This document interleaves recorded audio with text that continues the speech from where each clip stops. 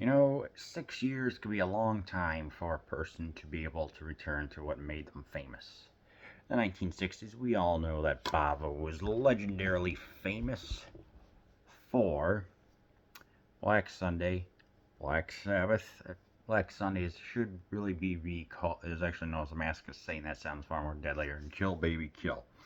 Those gothic masterpieces are fantastic, and it returns in, of course, Baron Blood, which is also known as Gliorio del Castello di.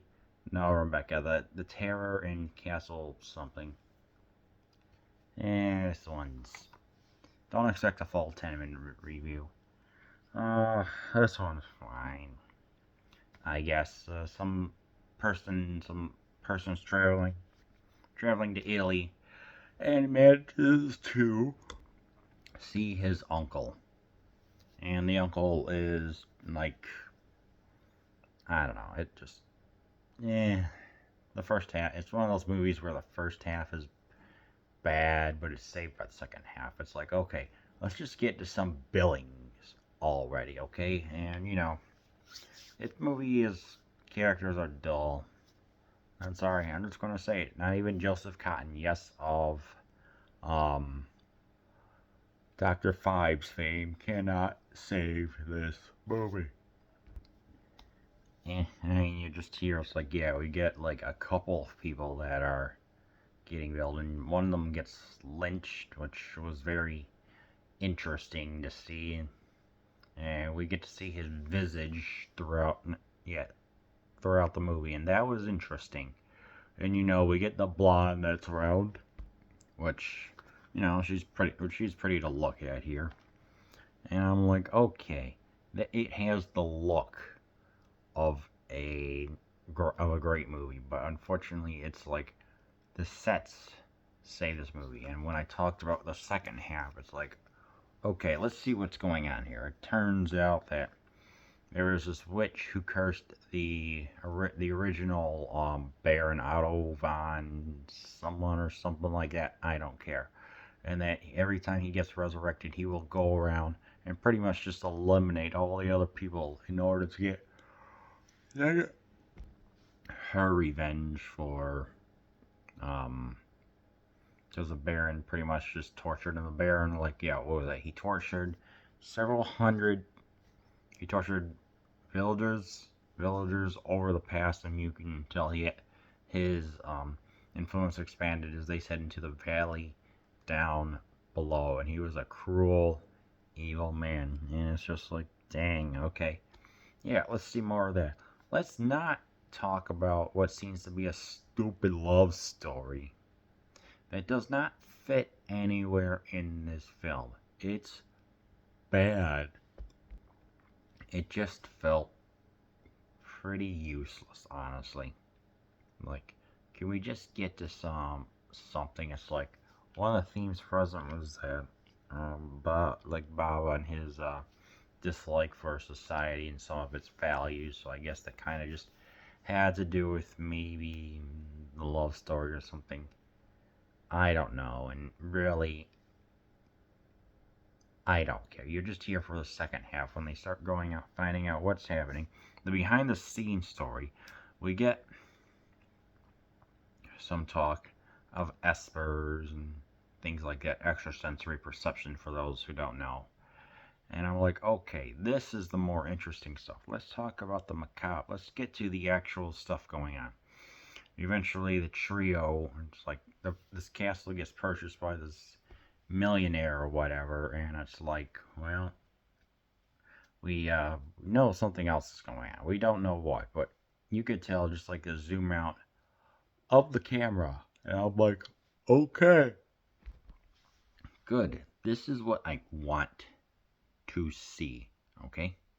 And then eventually, in the end, when they're actually inside a dungeon, a torture chamber, it's, they have this little amulet, and, just right as they're about to be pretty much just build, one of the amulet falls on one of his previous victims.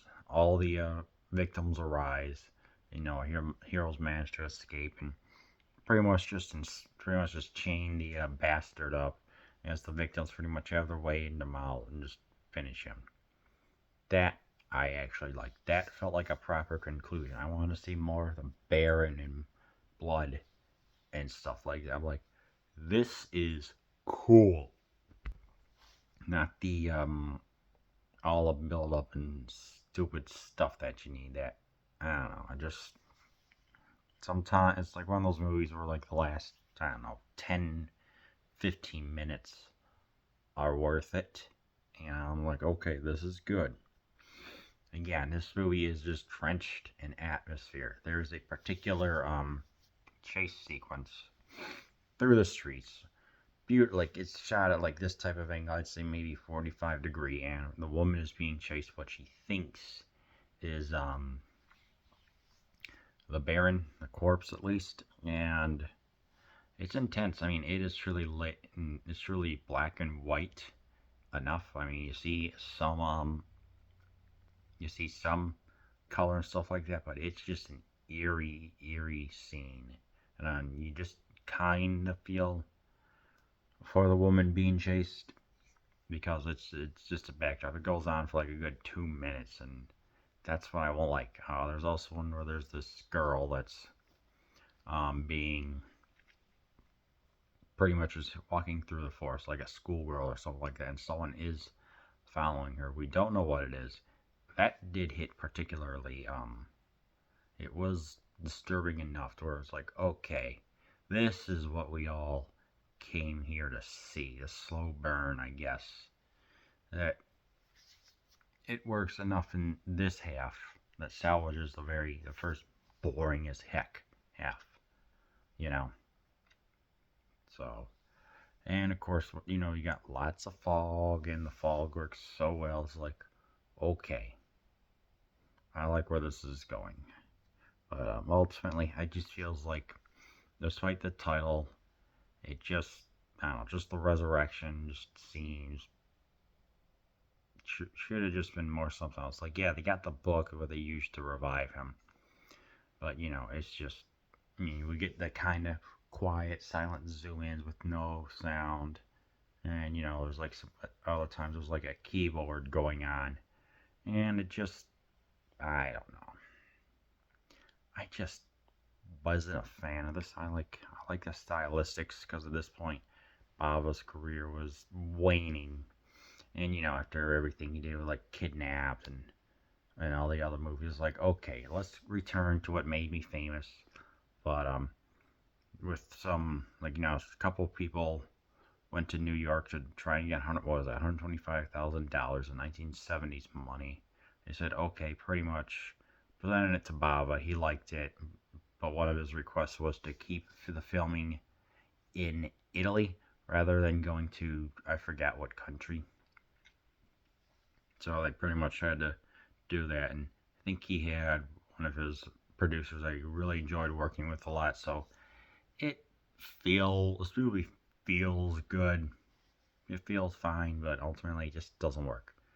One hilarious piece of trivia, though, is that in 1997 there was a hoax or a rumor going around that some Russian scientists were digging through the planet, were digging through the crust, and they eventually came upon what they thought was hell itself. And even seismologists actually started believing this. You know, they were all like digging for information, pardon the pun, trying to figure out if this was real. Eventually, it was discovered that it was I timed it exactly 1 hour and 27 minutes in when they're inside the dungeon where there are some screams going on. So they just must have played like the reverb and the bass and stuff like that. So people actually thought it was hell when it was just or a freaking not that great movie of victims that were being tortured in the past. You can't make this stuff up. Oh man. So yeah, so how do I feel about this? I mean, if you're kind of being a completionist like me, where you give tribute to one of the greatest directors of Italy, I guess, you know, I say kind of give it a watch, honestly. I only watch Bear and Blood if you're really just being a completionist.